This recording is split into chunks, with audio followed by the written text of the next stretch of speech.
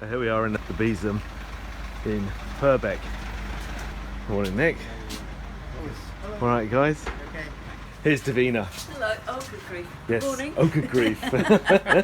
You know, as Nick was saying last night, Besom in Purbeck started off in his milking parlour, which was just terrible. And then they moved into a very rickety old barn. Things just got mouldy and mice were nesting in the fabric of the furniture we had.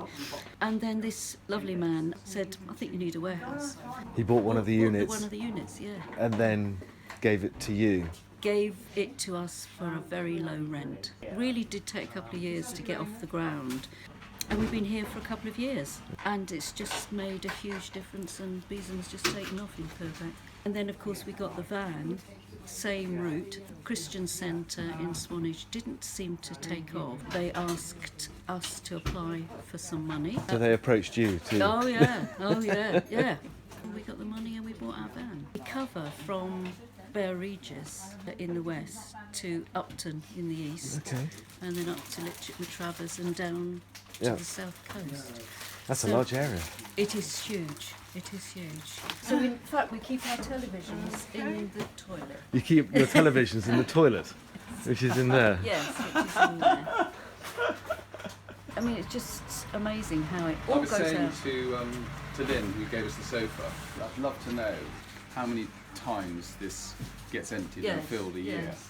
It's turning over all the time. Yeah, we've done nothing but collect, apart from the odd thing going out. And then suddenly, now it's all going out. You know, we're going through a period now where lots of people are being rehoused, and we've got it here and it's all going out. Right. It was Nesta, really. She said you shouldn't have a warehouse. She said you should just be praying it in and praying it out. So that doesn't work for us here. Why doesn't that work for you? I don't know. I pray for the people who give. Thank God for them. But we don't tend to pray for individual things. We do sometimes, but then you see it all just comes. Right. I find it quite difficult when somebody's got a lot of stuff and you go and visit it and it's done them for most of their lives and they love it. Yeah. But you know it's not going to do. And you don't give people anything that you wouldn't accept yourself. Exactly. It's just so disrespectful. Yeah. We've got all the duvets here, and we had lots of carpet there, but that's gradually going. Yeah. We've got bunk beds and cots. We got those actually from a lovely lady in a hotel. And then we've got some lovely ladies who love to crochet blankets.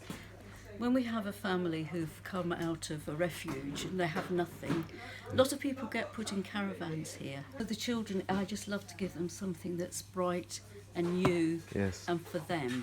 And sheets, forevermore. These are our little leaflets that we sort of leave in church. I'll open them. And then we have these little cards, which we leave with recipients. Yes. And then on the back, we've put this. I mean, it's such a wonderful opportunity to, you know, talk and bless them and this.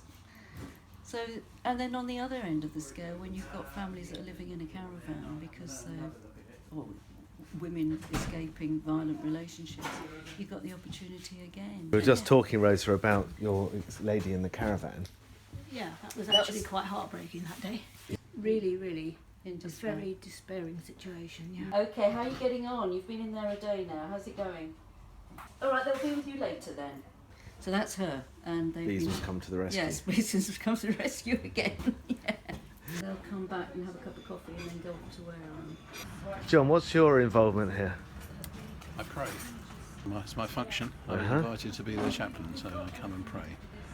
And as we were saying last night, you know, everything we do should be able to go to prayer. What do you find the main need for prayer is? It's very much for the individuals who to whom we're sending stuff out on that particular day. Yeah. So that we can, you know, because we know their history, and also you learn an awful lot from sort of things they're asking for. Yes. There's quite a story there, isn't there? You know, things they're asking for, perhaps things they're not asking for. Right. Very often when they come and say, "I want this," and then we're saying, "Do you want this?" Oh yeah, you know. Can you do that as well? Which is lovely. Yeah. And you find that Besom and its prayer underpins all that it does. Absolutely.